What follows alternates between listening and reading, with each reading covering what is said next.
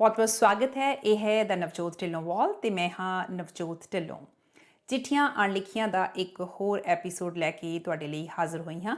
ਸਭ ਤੋਂ ਪਹਿਲਾਂ ਤੁਹਾਡਾ ਸਾਰਿਆਂ ਦਾ ਬਹੁਤ ਬਹੁਤ ਸ਼ੁਕਰੀਆ ਜਿਹੜੇ ਚਿੱਠੀਆਂ ਅਣਲਿਖੀਆਂ ਨੂੰ ਹੁੰਗਾਰਾ ਦੇ ਰਹੇ ਨੇ, ਚਿੱਠੀਆਂ ਲਿਖ ਰਹੇ ਨੇ ਤੇ ਚਿੱਠੀਆਂ ਸੁਣ ਕੇ ਤੁਸੀਂ ਉਹਨਾਂ ਤੇ ਆਪਣੀ ਪ੍ਰਤੀਕਿਰਿਆ ਦਿੰਦੇ ਹੋ।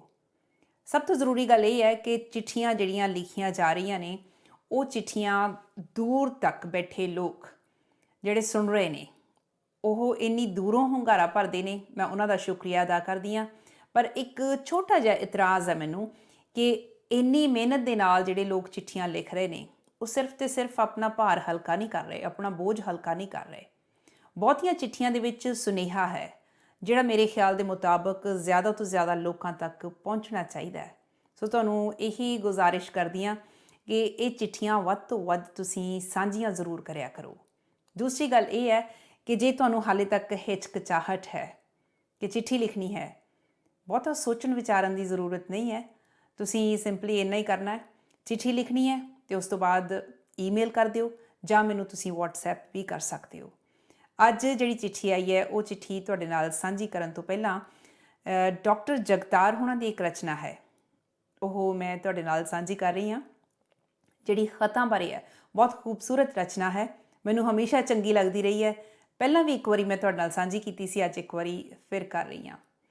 ਡਾਕਟਰ ਜਗਤਾਰ ਹੋਣਾ ਨੇ ਲਿਖਿਆ, ਕਹਿੰਦੇ ਕੋਈ ਮਜਬੂਰੀ ਨਹੀਂ ਹੈ, ਕੋਈ ਮਜਬੂਰੀ ਨਹੀਂ ਜੇ ਦਿਲ ਕਰੇ ਤਾਂ ਖਤ ਲਿਖੀ, ਰਿਸ਼ਤਿਆਂ ਦੀ ਭੀੜ ਚੋਂ ਫੁਰਸਤ ਮਿਲੇ ਤਾਂ ਖਤ ਲਿਖੀ, ਕੌਣ ਜਸ਼ਨਾਂ ਵਿੱਚ ਕਿਸੇ ਨੂੰ ਚਿੱਤ ਧਰੇ ਚੇਤੇ ਕਰੇ, ਜ਼ਿੰਦਗੀ ਵਿੱਚ ਜਦ ਕਦੇ ਤਲਖੀ ਵਧੇ ਤਾਂ ਖਤ ਲਿਖੀ, ਹੈ ਬਹਾਰਾਂ ਦਾ ਅਜੇ ਮੌਸਮ ਤੂੰ ਜਮ ਜਮ ਮਾਣ ਏ, ਹੈ ਬਹਾਰਾਂ ਦਾ ਅਜੇ ਮੌਸਮ ਤੂੰ ਜਮ ਜਮ ਮਾਣ ਏ, ਤੇਰੇ ਆਂਗਣ ਵਿੱਚ ਜਦੋਂ ਪੱਤੇ ਝੜੇ ਤਾਂ ਖਤ ਲਿਖੀ।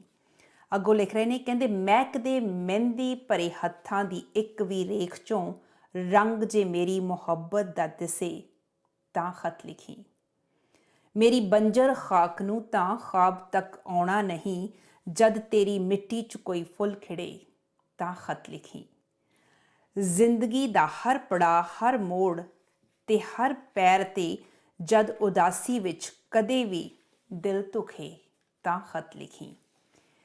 ਅਖੀਰ 'ਚ ਲਿਖ ਰਹੇ ਨੇ, ਕਹਿੰਦੇ ਮਹਿਫਲਾਂ ਵਿੱਚ ਯਾਰ ਯਾਰੀ ਵਿੱਚ ਕਿਸੇ ਉਤਸਵ 'ਚ, ਮਹਿਫਲਾਂ ਵਿੱਚ ਯਾਰ ਯਾਰੀ ਵਿੱਚ ਕਿਸੇ ਉਤਸਵ 'ਚ ਵੀ ਜ਼ਿਕਰ ਮੇਰਾ ਜੇ ਕਿਸੇ ਵੀ ਚੁੱਭੇ ਤਾਂ ਖਤ ਲਿਖੀ, ਸ਼ਹਿਰ ਪਰਬਤ ਵਾਦੀਆਂ ਵੇਖੇ ਜੋ ਮੇਰੇ ਨਾਲ ਤੂੰ, ਕਿਸ ਤਰ੍ਹਾਂ ਲੱਗੇ ਜੇ ਹੁਣ ਗੁਜ਼ਰੇ ਕਦੀ ਤਾਂ ਖਤ ਲਿਖੀ, ਹੈ ਦੁਆ ਮੇਰੀ ਕਿ ਹੋਵੇ ਹਰ ਖੁਸ਼ੀ ਤੈਨੂੰ ਨਸੀਬ, ਸਹਿ ਸੁਭਾਵੀ ਪਰ ਕਦੇ ਜੇ ਅੱਖ ਭਰੇ ਤਾਂ ਖਤ ਲਿਖੀ, ਜੋ ਤੇਰਾ ਤੀਰਥ ਇਬਾਦਤ ਦੀਨ ਦੁਨੀਆ ਸੀ ਕਦੇ, ਹੁਣ ਕਿਤੇ ਜਗਤਾਰ ਉਹ ਤੈਨੂੰ ਮਿਲੇ ਤਾਂ ਖਤ ਲਿਖੀ। ਬਹੁਤ ਪਿਆਰੀ ਰਚਨਾ ਹੈ ਇਹ ਖਤਾਂ 'ਤੇ। ਤੁਹਾਨੂੰ ਵੀ ਇਹੀ ਗੁਜ਼ਾਰਿਸ਼ ਹੈ ਕਿ ਤੁਹਾਨੂੰ ਕੁਝ ਇਹੋ ਜਿਹਾ ਮਹਿਸੂਸ ਹੁੰਦਾ ਕਿ ਖਤ ਲਿਖਿਆ ਜਾਣਾ ਚਾਹੀਦਾ ਤਾਂ ਖਤ ਜ਼ਰੂਰ ਲਿਖਿਓ। ਤੇ ਆਓ ਫਿਰ ਸਿਲਸਿਲਾ ਸ਼ੁਰੂ ਕਰਦੇ ਹਾਂ ਚਿੱਠੀਆਂ ਅਣਲਿਖੀਆਂ ਦਾ।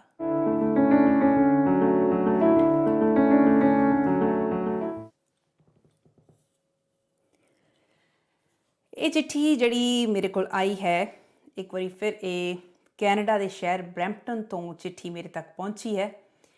ਲਿਖਣ ਵਾਲੇ ਆਪਣਾ ਨਾਮ ਜ਼ਰੂਰ ਲਿਖ ਰਹੇ ਨੇ ਅਤੇ ਮੈਂ ਅੱਜ ਇਹਨਾਂ ਦਾ ਕੋਈ ਨਾਮ ਆਪਣੇ ਵੱਲੋਂ ਵੀ ਨਹੀਂ ਦਿੱਤਾ, ਪਰ ਇਹਨਾਂ ਦਾ ਅਸਲੀ ਨਾਮ ਵੀ ਜ਼ਾਹਰ ਨਹੀਂ ਕਰ ਰਹੀ। ਗੁਮਨਾਮ ਜਿਹਾ ਖਤ ਹੈ ਇਹ। ਇਸ ਖਤ ਨੂੰ ਲਿਖਣ ਵਾਲਿਆਂ ਨੇ ਸ਼ੁਰੂ ਦੇ ਵਿੱਚ ਇਹ ਵੀ ਲਿਖਿਆ, ਕਹਿੰਦੇ ਨਵਜੋਤ ਜੀ ਮੈਨੂੰ ਸਮਝ ਨਹੀਂ ਆ ਰਹੀ ਕਿ ਇਹ ਚਿੱਠੀ ਮੈਂ ਕਿਸ ਨੂੰ ਲਿਖਾਂ, ਲਿਖ ਵੀ ਦਿੱਤੀ ਤਾਂ ਕੌਣ ਸੁਣੂ, ਪਰ ਫਿਰ ਵੀ ਲਿਖ ਰਹੀ ਹਾਂ, ਬਸ ਤੁਸੀਂ ਪੜ੍ਹ ਦੇਣਾ। ਸੋ ਜੀ ਇਹ ਚਿੱਠੀ ਮੈਂ ਤੁਹਾਡੇ ਲਈ ਪੜ੍ਹ ਰਹੀ ਹਾਂ। ਲਿਖਣ ਵਾਲੇ ਦਾ ਨਾਮ ਵੀ ਗੁਮਨਾਮ ਹੈ, ਕਿਹਨੂੰ ਚਿੱਠੀ ਲਿਖੀ ਗਈ ਹੈ ਉਹ ਵੀ ਗੁਮਨਾਮ ਹੈ। ਕਹਿੰਦੇ ਨਵਜੋਤ ਜੀ ਮੈਂ ਬਹੁਤ ਚੁਲਬੁਲੀ ਖੁਸ਼ ਰਹਿਣ ਅਤੇ ਖੁਸ਼ੀ ਵੰਡਦੇ ਰਹਿਣ ਵਾਲੀ ਕੁੜੀ ਸਾਂ, ਪਰ ਮੈਂ ਖੁਸ਼ੀਆਂ ਵੰਡਦੀ ਨੇ ਸਭ ਨੂੰ ਖੁਸ਼ ਕਰਦੀ ਨੇ ਆਪਣਾ ਆਪ ਖਾਲੀ ਕਰ ਲਿਆ, ਖੁਸ਼ੀਆਂ ਜਿਵੇਂ ਮੂੰਹ ਮੋੜ ਗਈਆਂ ਮੇਰੇ ਕੋਲੋਂ।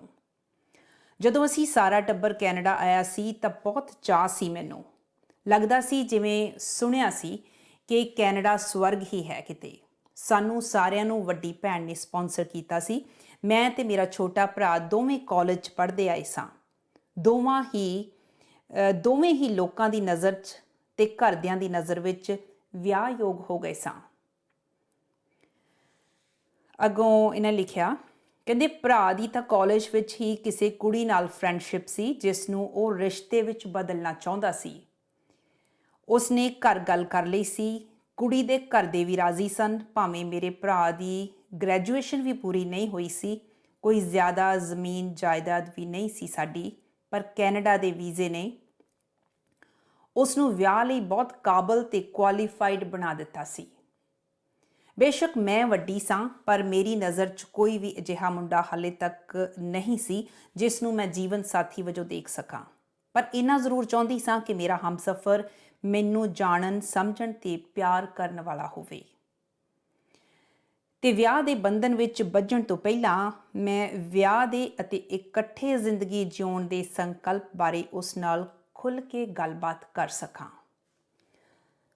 ਅੱਗੋਂ ਇਹ ਲਿਖ ਰਹੇ ਨੇ, ਕਹਿੰਦੇ ਕਿ ਇੱਕ ਦਿਨ ਅਚਾਨਕ ਘਰਦਿਆਂ ਨੇ ਦੱਸਿਆ ਕਿ ਮੇਰੀ ਵੱਡੀ ਭੈਣ, ਜਿਸ ਨੇ ਸਾਨੂੰ ਕੈਨੇਡਾ ਸੱਦਿਆ ਸੀ, ਉਸ ਦੇ ਪਤੀ ਦੇ ਮਾਸੀ ਦੇ ਮੁੰਡੇ ਨਾਲ ਮੇਰਾ ਰਿਸ਼ਤਾ ਕੀਤਾ ਜਾ ਰਿਹਾ ਹੈ।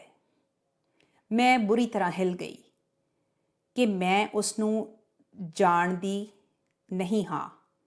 ਕਿਸ ਤਰ੍ਹਾਂ ਇਹ ਹੋ ਜਾਊਗਾ?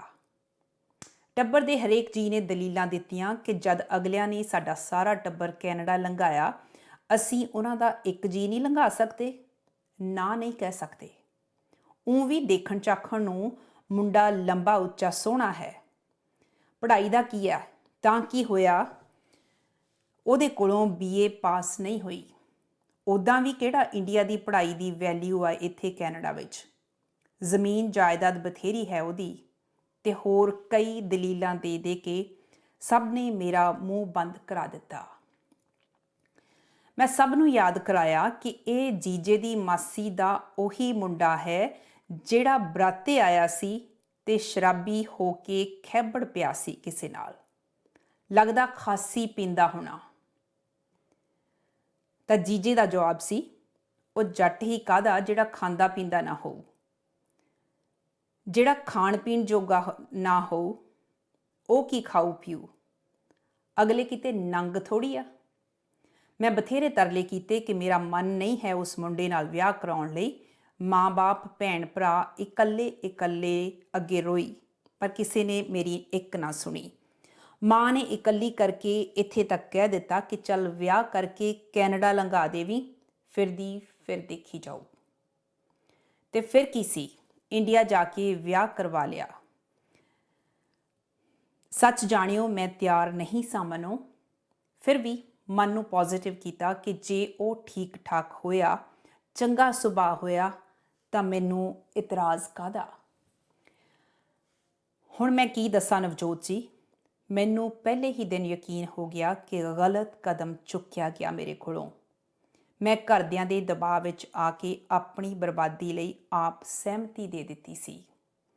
ਮੈਂ ਸੁਣਿਆ ਸੀ ਕਿ ਜਿਸ ਕੁੜੀ ਨਾਲ ਰੇਪ ਹੁੰਦਾ ਹੈ, ਉਹ ਹਾਦਸਾ ਉਹਦੇ ਕੋਲੋਂ ਉਮਰ ਭਰ ਭੁਲਾਇਆ ਨਹੀਂ ਜਾਂਦਾ ਤੇ ਰਿਸ਼ਤੇ ਬਣਾਉਣ 'ਚ ਤੇ ਨਿਭਾਉਣ 'ਚ ਉਸ ਨੂੰ ਔਖਿਆਈ ਆਉਂਦੀ ਹੈ। ਇਹ ਵਿਆਹ ਨਹੀਂ ਸੀ, ਮੇਰੀ ਆਪਣੀ ਅਤੇ ਮੇਰੇ ਘਰਦਿਆਂ ਦੀ ਸਹਿਮਤੀ ਨਾਲ ਅਰੇਂਜਡ ਮੈਰਿਜ ਨਹੀਂ, ਅਰੇਂਜਡ ਰੇਪ ਹੋਇਆ ਸੀ। ਮਾਫ਼ ਕਰਨਾ, ਤੁਹਾਡੇ ਪੜ੍ਹਨ ਵੇਲੇ ਤੁਹਾਨੂੰ ਬੁਰਾ ਲੱਗਣਾ ਤੇ ਸੁਣਨ ਵਾਲਿਆਂ ਨੂੰ ਵੀ ਬੁਰਾ ਲੱਗਾ ਹੋਣਾ, ਪਰ ਕੁਝ ਪਲਾਂ ਲਈ ਮੇਰਾ ਵੀ ਤਾਂ ਸੋਚੋ ਕਿ ਮੈਨੂੰ ਕਿਵੇਂ ਲੱਗ ਰਿਹਾ ਹੋਵੇਗਾ। ਅੱਗੋਂ ਇਹਨਾਂ ਨੇ ਲਿਖਿਆ, ਕਹਿੰਦੇ ਸੋਚੋ ਕਿ ਮੈਨੂੰ ਕਿਵੇਂ ਲੱਗ ਰਿਹਾ ਹੋਵੇਗਾ ਜਿਸ ਤੇ ਬੀਤ ਰਹੀ ਸੀ। ਅਜਿਹਾ ਵਿਆਹ ਇੱਕ ਵਾਰੀ ਹੋਏ ਰੇਪ ਨਾਲੋਂ ਕਿਤੇ ਬਦਤਰ ਹੈ। ਮੈਂ ਅੱਜ ਇਸ ਚਿੱਠੀ ਰਾਹੀਂ ਇਹ ਦੱਸਣਾ ਚਾਹੁੰਦੀ ਹਾਂ ਕਿ ਉਸ ਇਨਸਾਨ ਨਾਲ ਮੇਰੀ ਮਨ ਜਾਂ ਰੂਹ ਦੀ ਕੋਈ ਸਾਂਝ ਨਾ ਬਣ ਸਕੀ। ਜੇ ਸੀ ਵੀ ਤਾਂ ਸਿਰਫ ਤਨ ਦੀ ਸੀ। ਮੈਂ ਕਿਸ ਕਿਸ ਨੂੰ ਦੱਸਾਂ ਤੇ ਕੀ ਦੱਸਾਂ। ਜਿਨ੍ਹਾਂ ਨੇ ਮੇਰੀ ਪਹਿਲਾਂ ਨਾ ਸੁਣੀ, ਉਹ ਹੁਣ ਕੀ ਸਮਝਣਗੇ ਜਾਂ ਸੁਣਨਗੇ। ਮੇਰੇ ਪਤੀ ਨੂੰ ਹਰ ਐਬ ਸੀ, ਵਿਆਹ ਤੋਂ ਪਹਿਲਾਂ ਵੀ ਤੇ ਕੈਨੇਡਾ ਆ ਕੇ ਉਸ ਨੂੰ ਐਸ਼ ਆਰਾਮ ਦੀ ਹੋਰ ਖੁੱਲ੍ਹ ਮਿਲ ਚੁੱਕੀ ਸੀ। ਇਸ ਅਰੇਂਜਡ, ਅਪਰੂਵਡ ਤੇ ਲੀਗਲ ਰੇਪ ਵਿੱਚੋਂ ਮੇਰੇ 3 ਧੀਆਂ ਪੈਦਾ ਹੋਈਆਂ ਨੇ ਤੇ ਮੈਂ ਹੁਣ ਸਿਰਫ 3 ਧੀਆਂ ਜੰਮਣ ਦਾ ਸੰਤਾਪ ਵੀ ਭੋਗਣਾ ਸ਼ੁਰੂ ਕਰ ਦਿੱਤਾ ਹੈ। ਮੈਂ ਹੁਣ ਜਦ ਕਦੀ ਮਾਂ ਕੋਲ ਦੁੱਖ ਰੋਂਦੀ ਹਾਂ ਤਾਂ ਉਹ ਕਹਿ ਦਿੰਦੀ ਹੈ, ਕਰਮਾਂ ਦਾ ਹਿਸਾਬ ਕਿਤਾਬ ਹੈ, ਲੇਖਾ ਜੋਖਾ ਹੈ, ਪੂਰਾ ਕਰਨਾ ਪੈਣਾ। ਨਵਜੋਤ ਜੀ, ਰੀਅਲੀ ਮੈਂ ਕੀ ਤੋਂ ਕੀ ਹੋ ਗਈ ਹਾਂ। ਮੈਂ ਨਹੀਂ ਰਹੀ। ਮੇਰੇ ਕੰਮ ਤੇ ਕੁਝ ਕੁੜੀਆਂ ਮੇਰੀ ਹਾਲਤ ਤੋਂ ਜਾਣੂ ਨੇ, ਉਹਨਾਂ ਨਾਲ ਦੁੱਖ ਸੁੱਖ ਸਾਂਝਾ ਕਰ ਲੈਂਦੀ ਹਾਂ। ਮੈਨੂੰ ਪਤਾ ਹੈ ਕਿ ਮੈਂ ਡਿਪਰੈਸ਼ਨ ਵਿੱਚ ਹਾਂ, ਬਸ ਜ਼ਿੰਦਗੀ ਨੂੰ ਧੱਕਾ ਲਾਈ ਜਾ ਰਹੀ ਹਾਂ। ਮੇਰਾ ਚਿੱਠੀ ਲਿਖਣ ਦਾ ਮਕਸਦ ਇੰਨਾ ਹੀ ਹੈ ਕਿ ਲੋਕ ਸਮਝਣ, ਆਪਣੀਆਂ ਧੀਆਂ ਨੂੰ ਵੀ ਇਨਸਾਨ ਸਮਝੋ। ਆਪਣੀਆਂ ਜ਼ਿੱਦਾਂ ਪੁਗਾਉਣ ਲਈ ਬਲੀ ਦੇ ਬੱਕਰੇ ਨਾ ਬਣਾਓ ਉਹਨਾਂ ਨੂੰ। ਮੈਂ ਆਪਣੀ ਜ਼ਿੰਦਗੀ ਨੂੰ ਸਬਕ ਹੀ ਸਮਝ ਰਹੀ ਹਾਂ ਤੇ ਸ਼ਾਇਦ ਕੋਈ ਹੋਰ ਵੀ ਸੁਣ ਕੇ ਇਹ ਸਬਕ ਸਿੱਖ ਸਕੇ। ਮੈਂ ਆਪਣੇ ਮਾਪਿਆਂ ਅੱਗੇ ਕਮਜ਼ੋਰ ਪੈ ਗਈ ਸਾਂ। ਵਿਆਹ ਵਰਗੇ ਵੱਡੇ ਫੈਸਲੇ ਕਮਜ਼ੋਰੀ ਨਾਲ ਨਹੀਂ, ਸਮਝਦਾਰੀ ਤੇ ਦਲੇਰੀ ਨਾਲ ਕਰਨੇ ਚਾਹੀਦੇ ਨੇ। ਮੈਂ ਆਪਣੀਆਂ ਧੀਆਂ ਨਾਲ ਕਦੇ ਵੀ ਕੋਈ ਧੱਕਾ ਨਹੀਂ ਕਰਾਂਗੀ ਤੇ ਨਾ ਹੀ ਹੋਣ ਦੇਵਾਂਗੀ। ਮੈਂ ਇਸ ਬਾਰੇ ਬਹੁਤ ਸਪਸ਼ਟ ਹਾਂ। ਮੈਂ ਚਾਹੇ ਲੇਟ ਹਾਂ, ਫਿਰ ਵੀ ਸੰਭਲ ਰਹੀ ਹਾਂ। ਕਾਉਂਸਲਿੰਗ ਲੈਣੀ ਸ਼ੁਰੂ ਕੀਤੀ ਹੈ। ਕੁਝ ਬਿਹਤਰ ਮਹਿਸੂਸ ਕਰ ਰਹੀ ਹਾਂ। ਕਦੇ ਸਮਾਂ ਮਿਲਿਆ ਤਾਂ ਫਿਰ ਲਿਖਾਂਗੀ। ਧੰਨਵਾਦ। ਇੱਥੇ ਇਹਨਾਂ ਨੇ ਆਪਣੀ ਇਹ ਚਿੱਠੀ ਖਤਮ ਕਰ ਦਿੱਤੀ ਹੈ। ਬਹੁਤ ਬਹੁਤ ਸ਼ੁਕਰੀਆ, ਇਹਨਾਂ ਨੇ ਇਹ ਚਿੱਠੀ ਲਿਖਣ ਦਾ ਹੌਸਲਾ ਕੀਤਾ। ਜਿਵੇਂ ਇਹਨਾਂ ਨੇ ਅਖੀਰ 'ਤੇ ਜਿਹੜੀ ਆਪਣੀ ਸਾਰੀ ਕਹਾਣੀ ਸਮ ਅਪ ਕਰਕੇ ਗੱਲ ਕਹੀ ਹੈ ਕਿ ਮੈਂ ਕਾਉਂਸਲਿੰਗ ਲੈ ਰਹੀ ਹਾਂ, ਮੈਂ ਥੋੜ੍ਹਾ ਜਿਹਾ ਬਿਹਤਰ ਮਹਿਸੂਸ ਕਰ ਰਹੀ ਹਾਂ, ਆਪਣੀਆਂ ਧੀਆਂ ਦੇ ਲਈ ਇਹ ਪੋਜ਼ੀਟਿਵ ਸੋਚ ਰਹੇ ਨੇ। ਜਿੰਨੀ ਇਹਨਾਂ ਨੇ ਆਪਣੀ ਕਹਾਣੀ ਬਿਆਨ ਕੀਤੀ ਹੈ ਇਸ ਚਿੱਠੀ ਦੇ ਰਾਹੀਂ, ਤਕਲੀਫਦੇਹ ਹੈ, ਬਹੁਤ ਤਕਲੀਫਦੇਹ ਹੈ। ਉਹੀ ਗੱਲ ਹੈ ਜਿਵੇਂ ਇਹਨਾਂ ਨੇ ਗੱਲ ਕੀਤੀ ਹੈ ਕਿ ਸੁਣਨੀ ਔਖੀ ਹੈ, ਮੈਨੂੰ ਪੜ੍ਹਨੀ ਔਖੀ ਹੋ ਰਹੀ ਹੈ। ਤੁਹਾਨੂੰ ਸੁਣ ਕੇ ਤਕਲੀਫ ਹੋ ਰਹੀ ਹੋਏਗੀ, ਜਿਹਦੇ ਉੱਤੇ ਬੀਤਦੀ ਹੈ ਉਹਦਾ ਕੀ ਹਾਲ ਹੋਏਗਾ। ਬਹੁਤ ਵਾਰੀ ਮਨ 'ਚ ਇਹ ਸਵਾਲ ਉੱਠਦੇ ਨੇ, ਖਿਆਲ ਉੱਠਦੇ ਨੇ ਕਿ ਜੇ ਅਸੀਂ ਵਿਆਹ ਵਰਗੇ ਰਿਸ਼ਤੇ ਨੂੰ ਹਾਲੇ ਤੱਕ ਸਮਝ ਹੀ ਨਹੀਂ ਸਕੇ ਕਿ ਇਹ ਕੀ ਹੈ, ਅਸੀਂ ਇਸ ਤਰ੍ਹਾਂ ਰਿਸ਼ਤੇ ਥੋਪਣ ਦਾ ਹਾਲੇ ਵੀ ਸਿਲਸਿਲਾ ਜਾਰੀ ਰੱਖਿਆ ਤੇ ਨਤੀਜਾ ਕੀ ਹੋਏਗਾ। ਉਹੀ ਹੋਏਗਾ ਜਿਹੜੀ ਇਹਨਾਂ ਨੇ ਗੱਲਬਾਤ ਕੀਤੀ ਹੈ। ਅੱਗੇ ਵਧਣਾ ਪੈਂਦਾ ਜ਼ਿੰਦਗੀ ਦੇ ਵਿੱਚ। ਅਸੀਂ ਸਮਝੌਤੇ ਕਰ ਲੈਂਦੇ ਹਾਂ ਪੈਰ ਪੈਰ 'ਤੇ, ਮੋੜ ਮੋੜ 'ਤੇ ਸਮਝੌਤੇ ਕਰਦੇ ਹਾਂ, ਪਰ ਜ਼ਿੰਦਗੀ ਸਮਝੌਤਿਆਂ ਦਾ ਨਾਂ ਨਹੀਂ ਹੈ। ਪੂਰੀ ਜ਼ਿੰਦਗੀ ਨੂੰ ਸਮਝੌਤੇ ਦੇ ਤੌਰ 'ਤੇ ਅਸੀਂ ਨਹੀਂ ਲੈ ਸਕਦੇ। ਮੈਂ ਇਹੀ ਕਹਾਂਗੀ ਕਿ ਇਹ ਪੋਜ਼ੀਟਿਵ ਥਿੰਕਿੰਗ ਹੈ ਜਿਹੜੀ ਇਸ ਸਿਚੁਏਸ਼ਨ ਦੇ ਵਿੱਚ ਪੈ ਕੇ ਵੀ ਇਹਨਾਂ ਨੇ ਅੱਗੇ ਵਧਣ ਦੀ ਗੱਲ ਕੀਤੀ ਹੈ, ਪੋਜ਼ੀਟਿਵ ਗੱਲ ਕੀਤੀ ਹੈ। ਪਰ ਗੱਲ ਇਹ ਹੈ, ਬੜੀ ਖੂਬਸੂਰਤ ਗੱਲ ਕਰ ਗਏ ਨੇ, ਕਹਿੰਦੇ ਕਿ ਮੇਰੀ ਜ਼ਿੰਦਗੀ ਮੇਰੇ ਲਈ ਇੱਕ ਸਬਕ ਹੈ। ਸ਼ਾਇਦ ਜਿਹੜੇ ਸੁਣ ਰਹੇ ਨੇ, ਕਿਸੇ ਨੂੰ ਇਹ ਚਿੱਠੀ ਇੱਕ ਸਬਕ ਦੇ ਤੌਰ ਦੇ ਉੱਤੇ ਕੁਝ ਸਿਖਾ ਜਾਵੇ। ਮੈਂ ਫਿਰ ਇਹਨਾਂ ਦਾ ਬਹੁਤ ਬਹੁਤ ਧੰਨਵਾਦ ਕਰਦੀ ਹਾਂ ਅਤੇ ਤੁਹਾਨੂੰ ਸਾਰਿਆਂ ਨੂੰ ਇਹੀ ਗੁਜ਼ਾਰਿਸ਼ ਹੈ ਕਿ ਜਦ ਕਦੇ ਵੀ ਇਹੋ ਜਿਹੀ ਤਕਲੀਫ ਭਰੀ ਗੱਲ ਕਿਸੇ ਦੀ ਜ਼ੁਬਾਨ 'ਤੇ ਆਉਂਦੀ ਹੈ, ਕਾਗਜ਼ 'ਤੇ ਉਤਾਰੀ ਜਾਂਦੀ ਹੈ, ਉਸ ਤੋਂ ਬਾਅਦ ਮੈਂ ਤੁਹਾਡੇ ਲਈ ਉਹ ਤੁਹਾਡੇ ਸਾਹਮਣੇ ਪੇਸ਼ ਕਰਦੀ ਹਾਂ।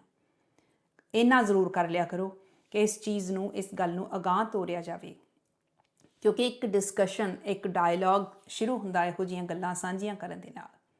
ਬਹੁਤੀ ਵਾਰੀ ਅਸੀਂ ਇਹਨਾਂ ਚੀਜ਼ਾਂ 'ਤੇ ਪਰਦੇ ਪਾ ਕੇ ਰੱਖਦੇ ਹਾਂ, ਉਹਨਾਂ ਨੂੰ ਦੱਬ ਕੇ ਰੱਖਦੇ ਹਾਂ, ਪਰ ਇਹ ਗੱਲਾਂ ਕਰਨ ਦੀ ਜ਼ਰੂਰਤ ਹੈ। ਅਖੀਰ 'ਚ ਇੱਕ ਗੁਜ਼ਾਰਿਸ਼ ਤੁਹਾਨੂੰ ਸਾਰਿਆਂ ਨੂੰ ਕਿ ਕੋਈ ਵੀ ਇਹੋ ਜਿਹੀ ਜਿਹੜੀ ਚੀਜ਼ ਹੈ, ਕੋਈ ਇਹੋ ਜਿਹੀ ਗੱਲ ਹੈ, ਹਮੇਸ਼ਾ ਮੈਂ ਕਹਿ ਕੇ ਜਾਂਦੀ ਹਾਂ, ਬੌਦਰ ਕਰਦੀ ਹੈ, ਦੂਸਰਿਆਂ ਨੂੰ ਕੁਝ ਸਿਖਾ ਸਕਦੀ ਹੈ, ਸਾਨੂੰ ਜ਼ਿੰਦਗੀ ਦੇ ਵਿੱਚ ਕੋਈ ਸੇਧ ਦੇ ਸਕਦੀ ਹੈ, ਉਹਨੂੰ ਲਿਖਣ ਦੇ ਵਿੱਚ ਹਿਚਕਚਾਹਟ ਕਾਹਦੀ।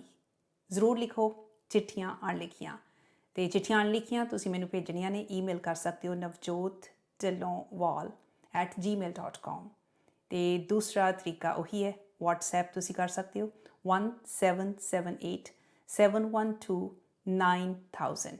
ਅਤੇ ਹੁਣ ਚਿੱਠੀਆਂ ਅਣਲਿਖੀਆਂ ਦਾ ਇਹ ਐਪੀਸੋਡ ਖ਼ਤਮ ਕਰਨ ਦੀ ਤੁਹਾਡੇ ਕੋਲ ਇਜਾਜ਼ਤ ਮੰਗਦੀ ਅਖੀਰਲਾ ਸੁਨੇਹਾ ਇਹੀ ਕਿ ਜੇ ਤੁਸੀਂ ਹਾਲੇ ਤੱਕ ਇਸ ਚੈਨਲ ਨੂੰ ਸਬਸਕ੍ਰਾਈਬ ਨਹੀਂ ਕੀਤਾ ਤਾਂ ਜ਼ਰੂਰ ਇਸ ਚੈਨਲ ਨੂੰ ਸਬਸਕ੍ਰਾਈਬ ਕਰੋ, ਜ਼ਿਆਦਾ ਤੋਂ ਜ਼ਿਆਦਾ ਸ਼ੇਅਰ ਕਰੋ, ਕਮੈਂਟ ਕਰੋ, ਆਪਣੀ ਫੀਡਬੈਕ ਦਿਓ। ਹੁਣ ਦਿਓ ਇਜਾਜ਼ਤ। ਅਗਲੇ ਬੁੱਧਵਾਰ ਨੂੰ ਚਿੱਠੀਆਂ ਅਣਲਿਖੀਆਂ ਦਾ ਇੱਕ ਹੋਰ ਐਪੀਸੋਡ ਲੈ ਕੇ ਤੁਹਾਡੇ ਲਈ ਹਾਜ਼ਰ ਹੋਵਾਂਗੀ। ਧੰਨਵਾਦ।